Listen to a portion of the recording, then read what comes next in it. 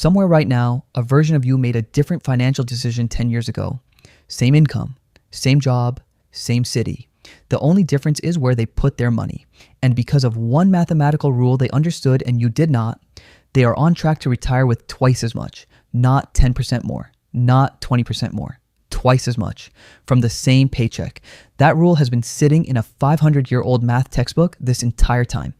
And in the next 12 minutes, it is going to permanently change how you see every financial number you encounter for the rest of your life. Here's the rule. Take the number 72. Divide it by your annual rate of return. The answer is how many years your money takes to double. That is it. No calculator, no spreadsheet. 3 seconds of mental math. At 8%, your money doubles every 9 years. At 6%, every 12 years. At 10%, every 7.2 years. And at 2%, sitting in a standard bank account, every 36 years. You will likely outlive the wait. The rule assumes your earnings stay invested so that future growth can compound on past growth. Pull the earnings out and the doubling stops. Leave them in and the math takes over. That distinction is the entire game. Simple, almost too simple, which is exactly why it has survived for 5 centuries without anyone improving on it. In 1494, a Franciscan friar named Luca Pacioli published a 600-page mathematics textbook in Venice. The book gave the Western world double-entry bookkeeping, the same system every accountant still uses today, which is why Pacioli is called the father of accounting. One of the earliest documented references to the doubling time rule appears in that same book. He stated it plainly, the way you state something every merchant in the room already knows without bothering to prove it. He could not prove it formally. The logarithms required to derive it would not be invented for another 120 years, when John Napier published his work in 1614. Pacioli handed the world a working answer to a question the math to explain it had not yet been written. He would later become Leonardo da Vinci's personal mathematics tutor. The rule he recorded in passing has outlasted empires, currencies, and entire economic systems. Most people alive today have never heard of it. Now, let us make it real. Because a rule this clean only earns its place when you see what it does to actual numbers. Here is where most people keep their money and what the rule of 72 says about each one. The FDIC tracks national average savings account rates. In recent years, that average has consistently remained below 1%, often sitting in the range of 0.4 to 0.5%. Divide 72 by 0.5. Your money doubles in approximately 144 years. Your great-great-grandchildren might see that doubling. You will not. A top-tier high-yield savings account currently pays around 4%. Doubling time, 18 years. Meaningfully better, but still slow. A diversified bond fund averaging 6% doubles your money every 12 years. The S&P 500, measured over the past century with dividends reinvested, has returned approximately 10% per year on a nominal basis before adjusting for inflation, according to long-term data from Ibbotson Associates. At 10% nominal, doubling time is 7.2 years. In a 40-year investing career, that gives you roughly 5 full doublings. Now, the other direction. The Federal Reserve's consumer credit data puts the average American credit card APR at approximately 21%. Divide 72 by 21. An unpaid credit card balance doubles in under 3.5 years. The same mathematical engine that builds wealth is running in reverse on your debt. It does not care which side of the ledger it operates on. Here is a concrete illustration of why the rate you choose matters more than almost any other financial decision you will ever make. Take $10,000. Leave it untouched for 30 years. At 2%, you end with approximately $18,100, barely one full doubling. At 5%, approximately $43,200. 2 doublings. At 7%, approximately $76,100. 3 doublings. At 10%, approximately $174,500. More than 4 doublings. Same $10,000. Same 30 years. The only variable is rate of return. The difference between the worst and best outcome is nearly 10 times. That gap is entirely explained by how many times the money doubled and at what speed. The part that does not fit neatly inside a bar chart is this. Each doubling is bigger than the one before it. Not by a little, by a lot. The first doubling on $10,000 adds $10,000. The second doubling adds $20,000. The third adds $40,000. The fourth adds $80,000. Same rule, same rate, same account. The fourth doubling adds 8 times what the first doubling added. This is why every financial educator who has looked honestly at these numbers says the same thing. The most valuable thing a young person can do is start early. Not because the early contributions are large, because early contributions get more doublings, and the final doubling is always the biggest one in the entire stack. Let me show you exactly what that looks like with two people making identical decisions at different times. Meet Marcus and Priya. Both invest $400 a month into a broad market index fund. Both earn 8% annually on average. Both plan to retire at 65. The only difference is when they start. Marcus starts at 25, Priya starts at 35. Over those 10 missed years, Priya contributes $48,000 less than Marcus. That is the entire financial difference between them. $48,000. At 65, using standard future value calculations with monthly compounding at 8% annually, Marcus has approximately $1.4 million. Priya has approximately $596,000. A $48,000 head start became an $800,000 gap. Marcus did not earn more, did not pick better stocks, did not take more risk. The extra decade meant every dollar he invested had more time to compound, and it added nearly one full additional doubling cycle to his portfolio's final value. That final cycle carried the accumulated weight of everything beneath it.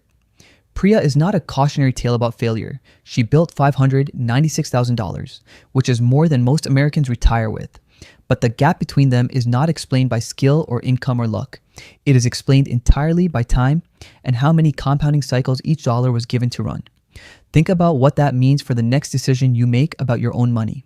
Now, here is where the rule of 72 shows its other face. It does not only measure how fast wealth grows, it measures how fast everything moves, including the things working against you.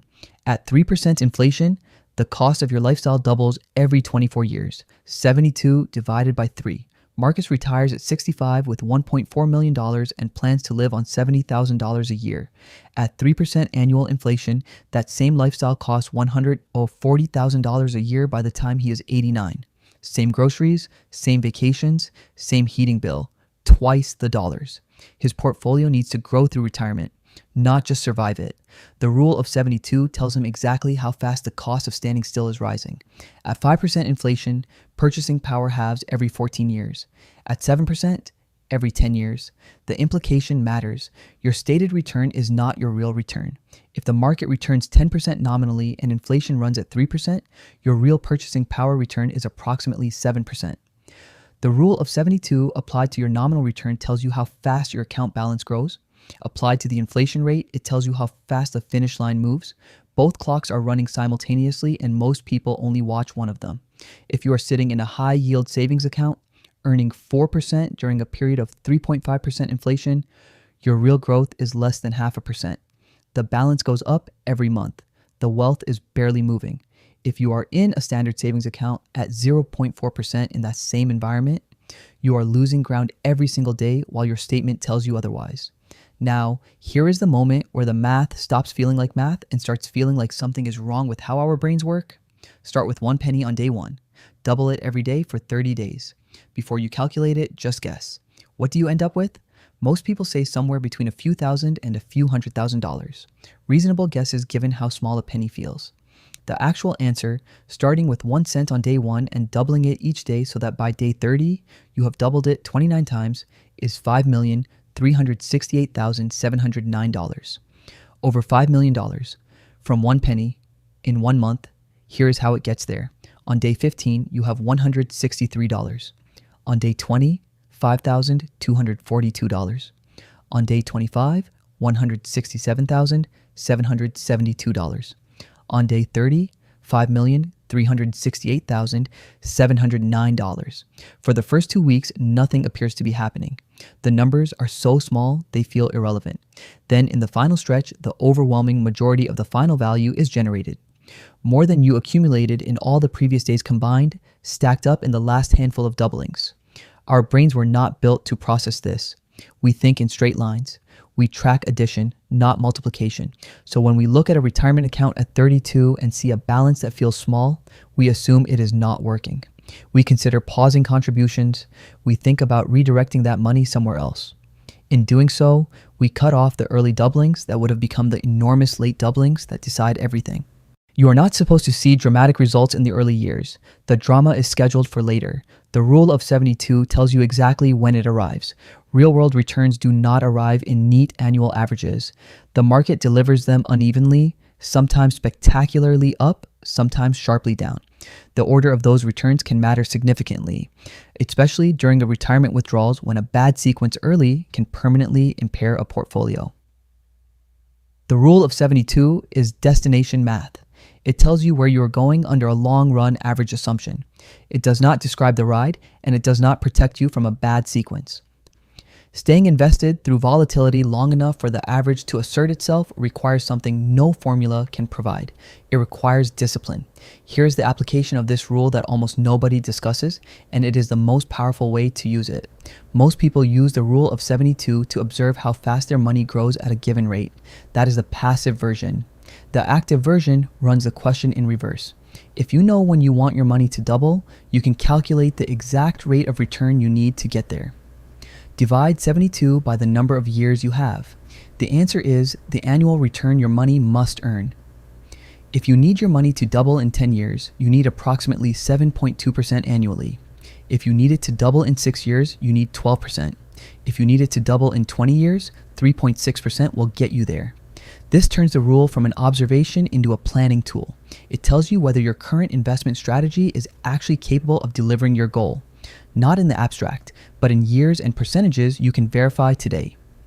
If you need a 12% annual return to hit your retirement number and you are holding the majority of your portfolio in bonds yielding 4%, the math has already told you something important. The question is whether you are listening to it. One final note on accuracy. The rule of 72 is most precise between 6 and 10% returns, which covers the range most long-term investors will actually experience. Outside that band, the rule drifts slightly. Below 4%, dividing by 70 gives a more accurate answer. Above 15%, dividing by 76 is closer to the truth. The reason 72 works so well in the middle range is partly mathematical and partly practical. 72 divides cleanly by 1, 2, 3, 4, 6, 8, 9, and 12, making mental arithmetic at the rates that matter most easier than with any neighboring number. Pacioli chose well. The rule of 72 does not give you wealth, it gives you clarity. It tells you how fast your money is moving at its current rate. It tells you how many doublings stand between today and the day you stop working. It tells you how fast inflation is eroding the ground beneath your feet. And run in reverse, it tells you the exact return your goals require and whether your current strategy can actually deliver it. Every year you delay investing, you are not merely missing contributions. You are forfeiting future doublings. And the doubling you forfeit is never the small one at the beginning.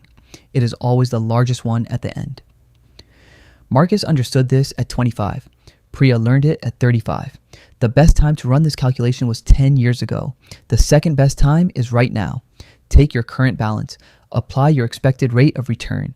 Divide 72 by that rate. Count the doublings between now and when you want to retire. That number is your real financial timeline. Not the one you feel. Not the one you hope for. The one the math has already decided. If this gave you a clearer picture of how your money actually moves, share it with someone who is still guessing. Subscribe for more content built on math that holds up. And drop one number in the comments. How many doublings do you have left before retirement? Run the calculation and tell me what you get.